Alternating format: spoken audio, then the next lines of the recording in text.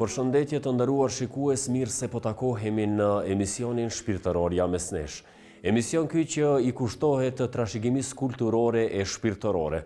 Në këtë epizod ndodhemi në xhamin e Hajdarpashës në qytetin e bukur të Ohrit, për të mësuar më shumë për historikun e kësaj xhamie, çfarë e karakterizon atë, cila është specifika dhe tradita e kësaj xhamie. Ai i cili na shoqëron në këtë bashkëbisedim është imami i xhamisë Astrit Lumani, me të cilin do të flasim për të gjitha detajat. Hoxhë nderuar, ky emision i kushtohet trashëgimisë kulturore e shpirtërore, objekteve të kultit dhe historikut të tyre. Kur jemi tek xhamia e Hajdarpashës, cili është historiku i kësaj xhamie? Njëherë t'ju përshëndes me përshëndetjen islame, selamu alaikum wa rahmatullah, t'ju uroj një mirëseardhje dhe suksese në hapat e juaja, në emisionin tuaj. Jam i privilegjuar dhe i nderuar që t'jem pjesë i këtij emisioni. Sa i përket historikut kësaj xhamie cilën ne ndodhemi aktualisht, është një monument historik në realitet dhe xhamia e Hajdarpashës është një ndër xhamit më të vjetra në territorin e Republikës Maqedonisë së Veriut, ndërsa për qytetin ton apo për Nohër është xhamia e parë e ndërtuar në këtë qytet, domethënë kohën e Osmanlive ose në periudhën e shekull dikun nga mesi shekullit 15 ose ndërtimi i kësaj xhamie është në vitin 1456. Është xhamia e parë, siç e potencova, e ndërtuar në këtë qytet dhe prej atëherë domethënë xhamia është e ruajtur fal besimtarëve, muslimanëve në këto troje për kujdesit të atyre deri që ekzistenca e saj elhamdulillah është deri më sot dhe inshallah do të vazhdojmë deri në kiamet. Interesantja e kësaj xhamie në gjuhën e popullit ton ka edhe disa emrime të tjera që njihen në mesin e mohallës, ti them kështu, apo besimtarëve musliman këtu. Njëherë kjo xhami është njohur edhe si xhamia e thyer, ose po në gjuhën maqedone Skërshena xhamia. Kështu do të thotë e kanë thirr, dhe kjo nga vetë fakti i asaj se gjatë luftës dytë botërore është dëmtuar pjesa e lartme ose gjysma e minares. Domethënë është thyer dhe në periudhë kohore gjatë ka mbetë atill, për këtë arsye edhe e kanë thirr në këtë emër. Po ashtu më vonë edhe sot për shembull njihet edhe si xhamia e Selvelis ose Selveli xhami, për arsye të asaj se në oborrin e stërmadh, se ka obor të madh kjo xhami, ka pasur pisha të larta edhe në numër të madh, po pastaj normal për arsye x arsye janë distancuar ose po janë largu, do të thotë janë pre oborrit xhamis, ndërsa realiteti i kësaj xhamie do të thotë është xhamia e Hajdarpashës dhe kjo është më origjinalja, ku është interesante se në kohën e sotit, për shembull që ndodhemi ne, këtu për momentin lokacioni i xhamis është në mahallën Daljan. Kjo mahalla e kësaj xhamie aktualisht është mahalla e Daljanit, më poshtë e kemi mahallën tjetër Vosk, mirë po edhe xhamia ndodhet në mesin e dy rrugëve, Goce Delçev dhe Nikola Petrov Rusinski. Për kohën e sotit, ndërsa ndërtimi i xhamis në vitin 1456 është interesante se është ndërtu nga personin fjalë, do të thotë Hajdarpasha, siç edhe ka emrin xhamia, në mahallën apo lagjen e Hajdarpashës. Kjo është pak interesantja, ku shihet qartë se vakuflënsi në realitet e ka mundsu këtë vakuf në poronën apo pasurinë cilën edhe ka posedu, ose po lagja e cila ka qenë në vetë edhe emrin e personit në fjalë. Cilat janë karakteristikat e kësaj xhamie? Çfarë specifikon këtë xhami?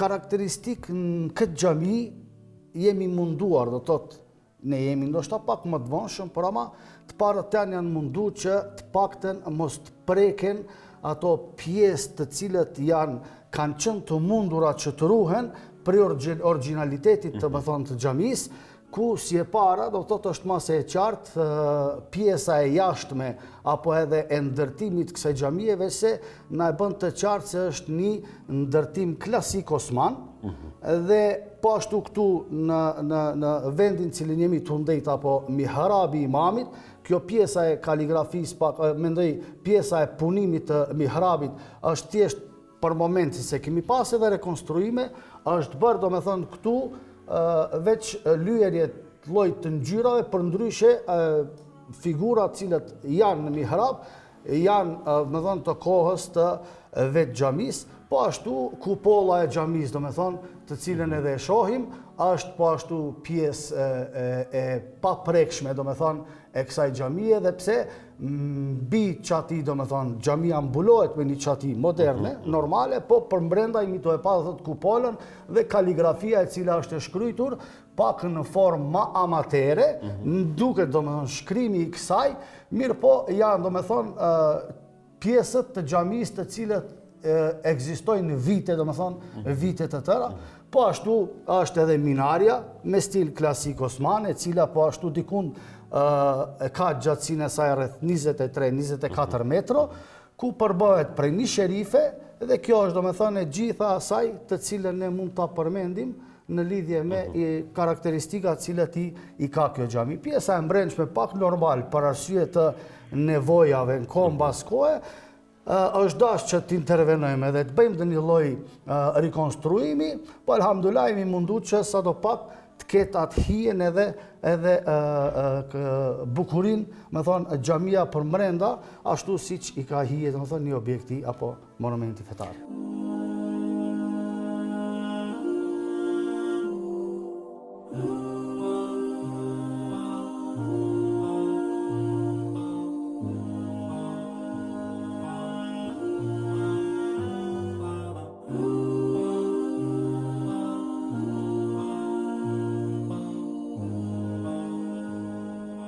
Të nderuar shikues, në këtë epizod do të trajtojmë temën vlera dhe rëndësia e kohës në pikpamjen kuranore. Hoxhi nderuar, në këndvështrimin kuranor, Zoti i dha një peshë dhe një rëndësi shumë të madhe kohës. Madje ai edhe u betua në kohën. Në pikpamjen kuranore, nëse ndalemi në një analizë pak më të thellë, dhe si e koncepton realisht Islami kohën dhe çfarë vlerë i jep asaj? Shumë mirë e potencuat, do me thonë ne kemi ajetet kuranore mbi gjitha të cilat vërtetojnë edhe na e bëjnë qartë rëndësinë cilën e ka koha në Islam.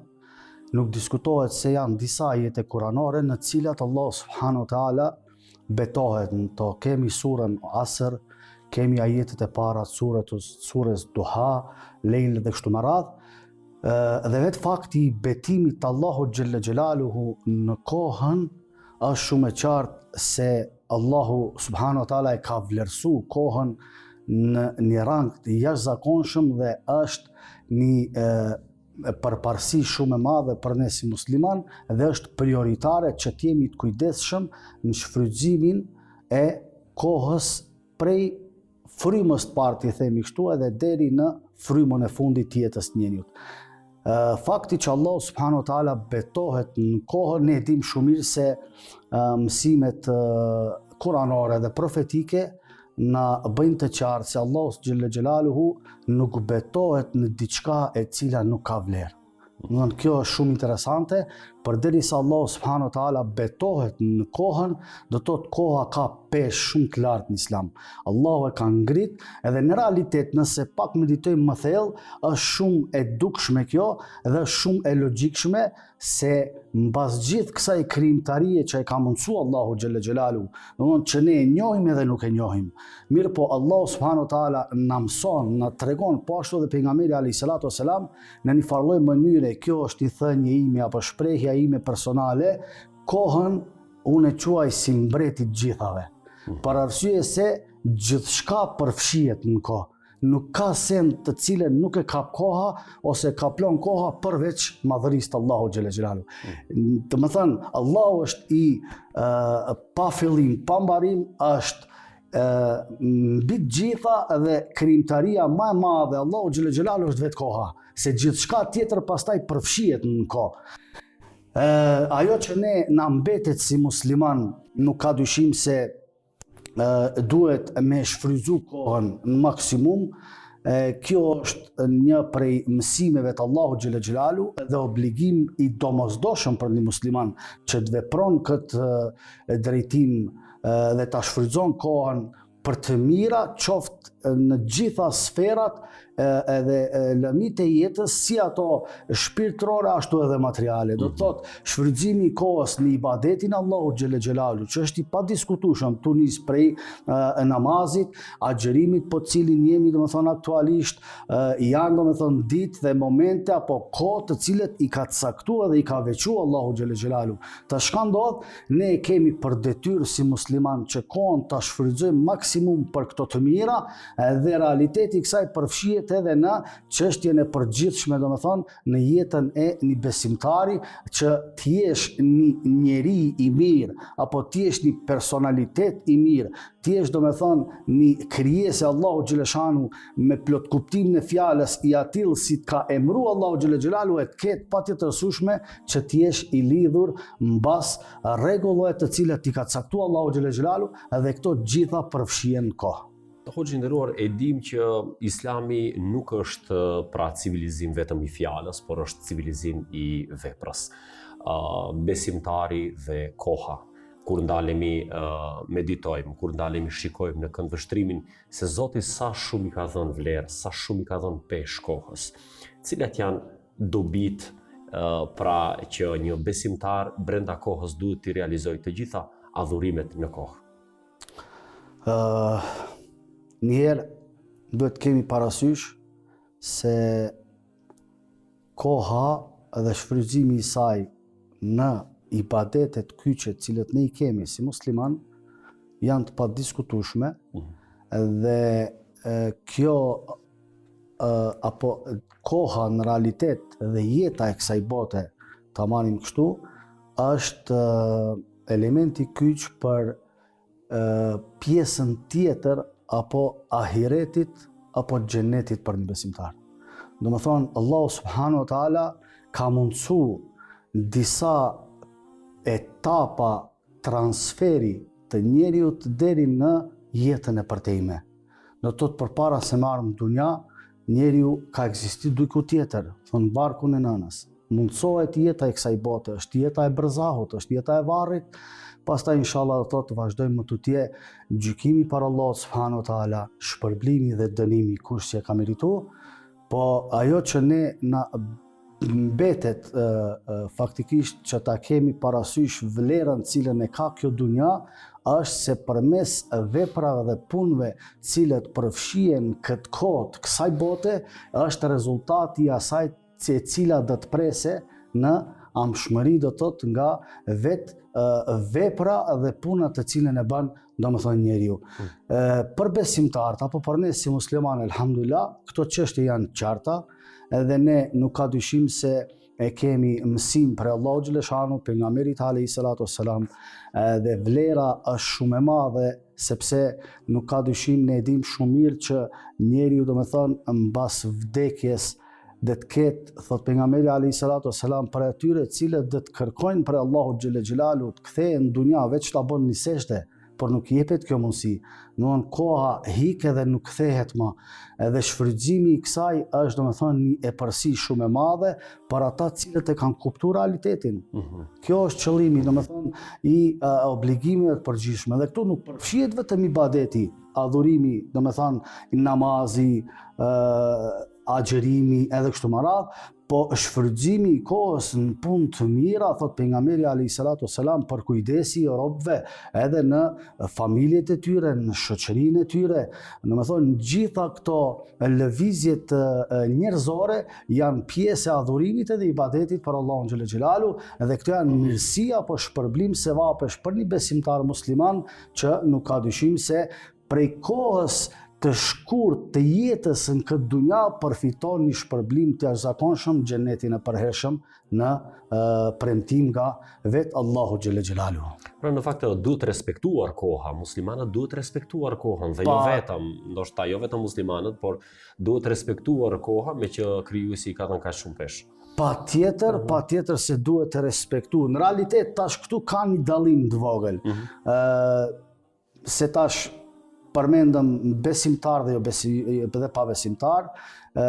Tek pa besimtar ndoshta është e pa qartë nga vetë fakti se nuk kanë udhëzim.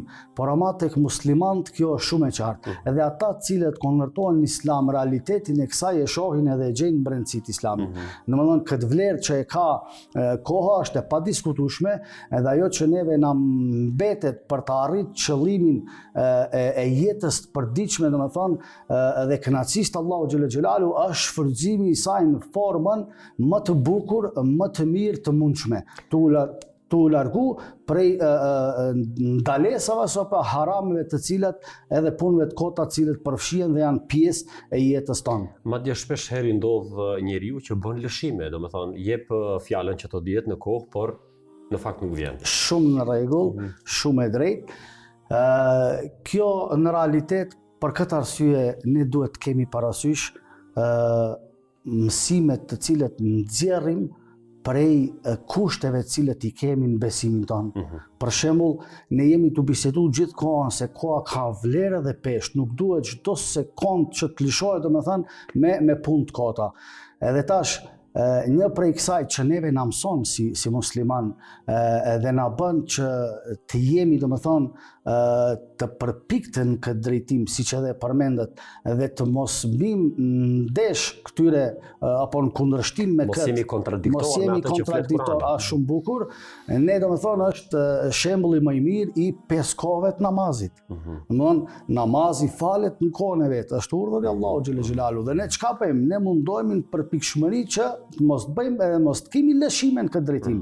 Domethënë kjo është çështje të cilën njeriu duhet ta përvetëson në veten e tij mbas praktikës të fjalës të Allahu xhaleshanu dhe sunetit pejgamberit sallallahu alajhi wasallam. Domethënë praktikën nëse do që të jesh i suksesshëm këtë drejtim dhe të mundesh që të shfrytëzosh kohën në maksimum për punë të hajrit, ti duhet të veprosh dhe të jesh i përpikt në zbatimin e urdhrit të Allahu xhaleshanu. Dhe një prej mënyrave e cila ja mundson një besimtarit që të jetë shfrytëzues i kohës në maksimum për çështje të mira, është edhe vetë fakti asaj ku njeriu me faktin që zgjohet në mëngjes për të falë namazin e sabahit.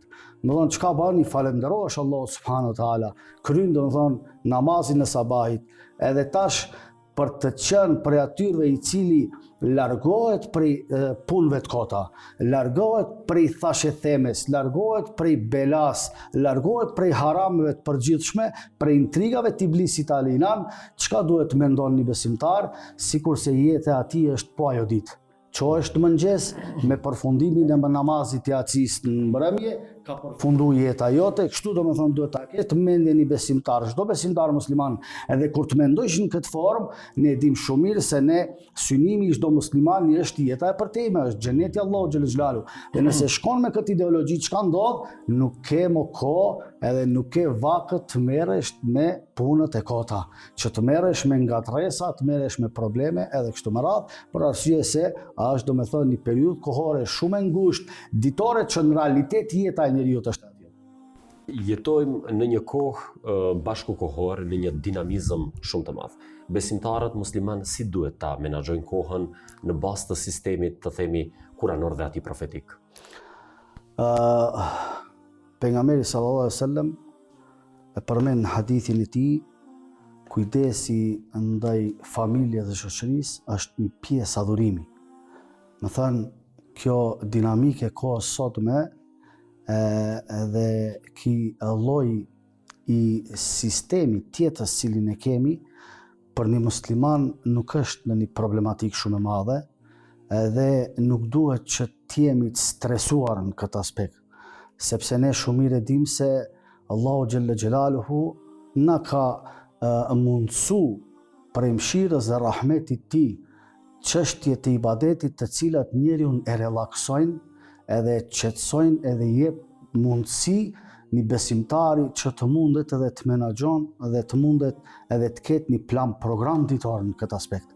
Por arsye se nga vetë fakti çështjes dinamikës të jetës të njeriu, domethënë në këtë periudhë kohore, çka ndodh, sado që është një realitet se dunjaja është mashtruese faktikisht dhe e ëmbël në një farë mënyre dhe të gjithë e duan.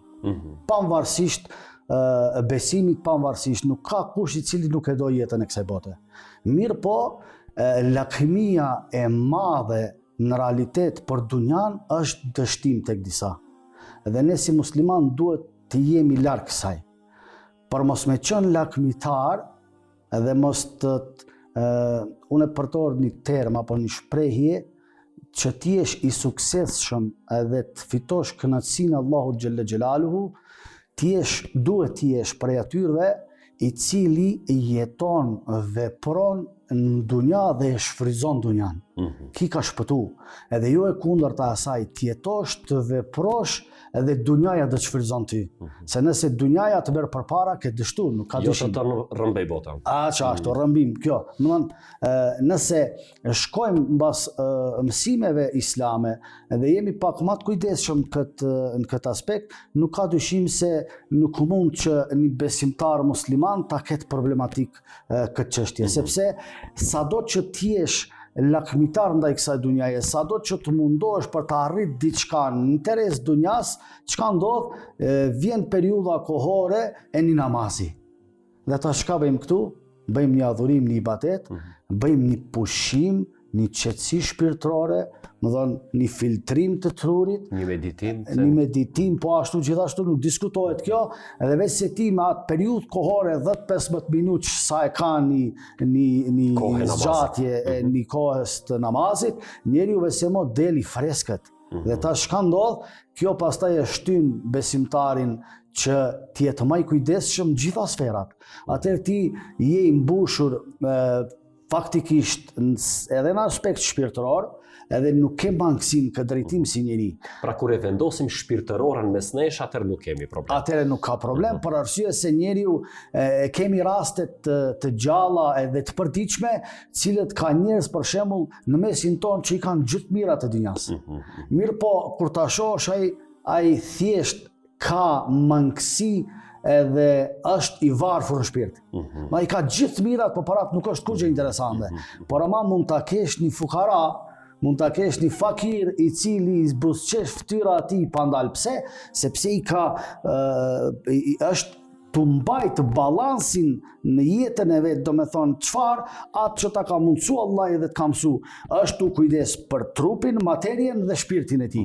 është i plotësuar shpirtërisht. Është i plotësuar shpirtërisht, edhe materialisht, edhe nuk ka asnjë lloj dështimi në këtë drejtim.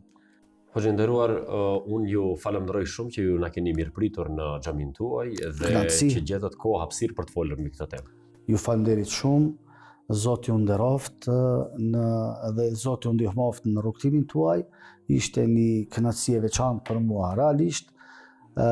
Besoj që Allah subhanahu wa taala t'ju shpërblen me të mirat e tij në këtë ditë Ramazani për këtë mund dhe kontribut cilin jeni duke e dhënë. Inshallah Zoti na gëzon me të mirat e tij.